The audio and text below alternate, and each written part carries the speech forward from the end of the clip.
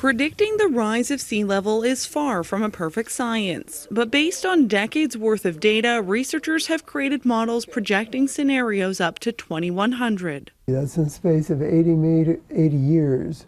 It's giving you a sea level rise of 1 meter for the high CO2 scenario. For the low CO2 scenario, it's more like half a meter. At the Nova Scotia-New Brunswick border, the rising sea level is a big concern. Projections have suggested that the Chignecto Isthmus, which is home to the main transportation corridor between the two provinces, is at risk of being flooded by 2100. But the real worry is that flooding could actually be an issue much sooner. If there's a hurricane during a high tide, when the moon is full, we will get a flood, and that flood will be extremely damaging.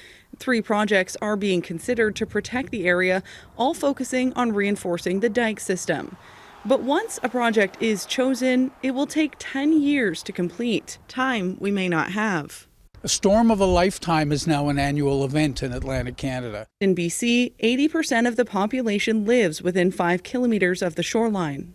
There's people living in the floodplain that might be directly impacted, but we are also seeing food security potentially at risk. In 2021, significant rainfall led to severe flooding in Abbotsford, killing hundreds of thousands of farm animals. While dikes and seawalls are often used to help protect such areas, landscape architect Case Lockman says relocation may be better to allow for more environmentally sustainable solutions. There's flood-resilient crops and transition to flood-secure food production.